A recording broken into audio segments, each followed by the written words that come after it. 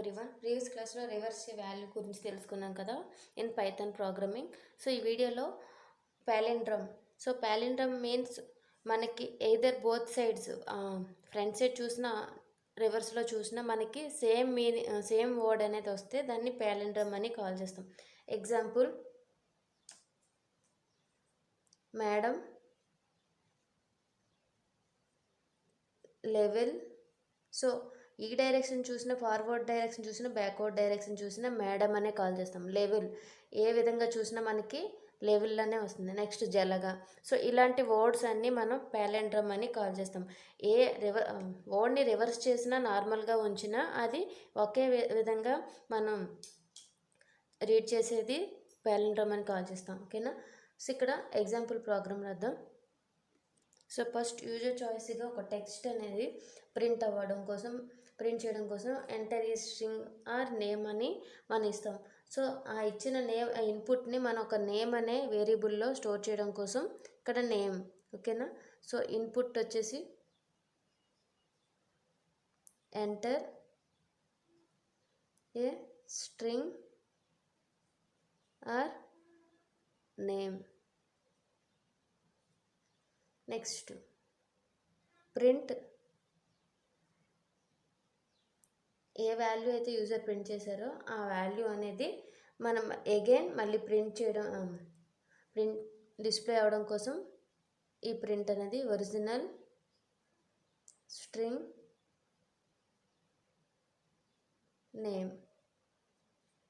So ఈ నేమ్లో ఉన్న value original string అని ఇచ్చి ఆ నేమ్ అనేది మనకు ప్రింట్ అవ్వడం కోసం.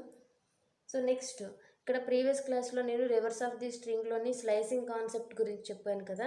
సో ఇక్కడ slicing means starting, stop, next step అనమాట. సో ఇక్కడ starting value, next stop value. ఇక్కడ స్టెప్ వాల్యూ దగ్గర -1 యూజ్ చేస్తే అది మనకి రివర్స్లో ప్రింట్ అవుతుంది అనమాట. ఓకేనా? సో దీన్ని స్లైసింగ్ కాన్సెప్ట్ అని అంటాం. ఇప్పుడు నేను రివర్స్డ్ వాల్యూ అనే వేరియబుల్ తీసుకొని ఇక్కడ స్లైసింగ్ కాన్సెప్ట్ నేను యూజ్ చేస్తున్నాను. Reversed value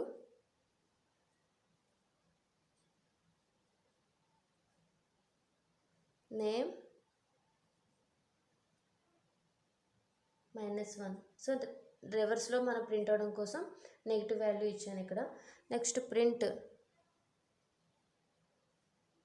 so after reverse value మనకి ప్రింట్ చేయడం కోసం ఇక్కడ మనం ప్రింట్ కాన్సెప్ట్ యూజ్ చేస్తున్నాను. రివర్స్డ్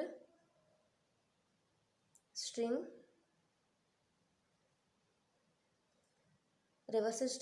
రివర్స్డ్ వాల్యూ స్టోర్ అయ్యి ఉంది కాబట్టి రివర్స్డ్ వాల్యూ.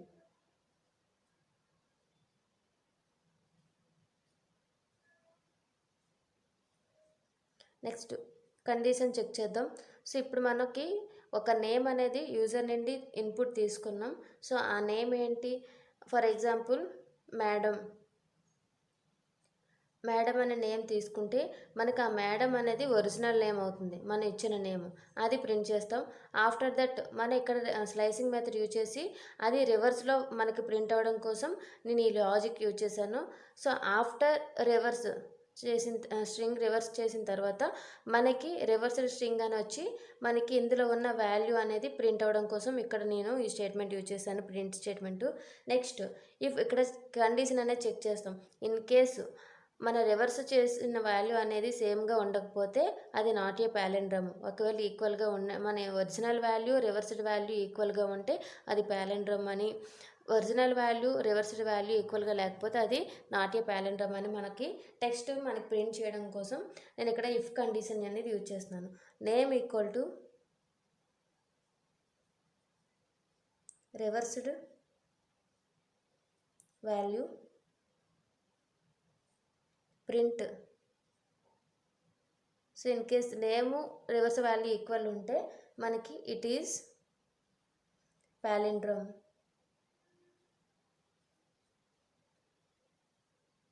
టెక్స్ట్ మనకు ప్రింట్ చేయాలి. ఎల్స్ కాకపోతే ఇచ్చిన నేమ్, ఒరిజినల్ నేము, రివర్స్డ్ వాల్యూ మనకి ఈక్వల్ కాకపోతే print it is not a palindrome. Text అనేది ప్రింట్ చేయడం కోసం. ఓకేనా? సో ఇప్పుడు నీకు అవుట్పుట్ చూద్దాం. అవుట్పుట్ మనకి స్టార్టింగ్ ఎంటర్ ఏ స్ట్రింగ్ అని రన్ చేయగానే ఎంటర్ ఏ స్ట్రింగ్ అని అడుగుతుంది. సో ఇప్పుడు నేను మేడం అని ఎంటర్ చేశాను. ఎంటర్ చేయగానే ప్రింట్ ఒరిజినల్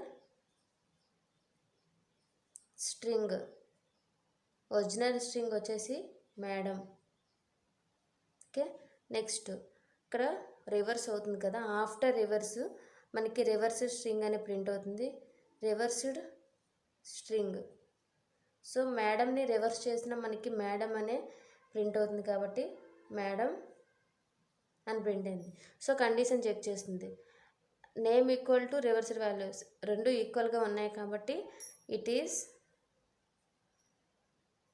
palindrome.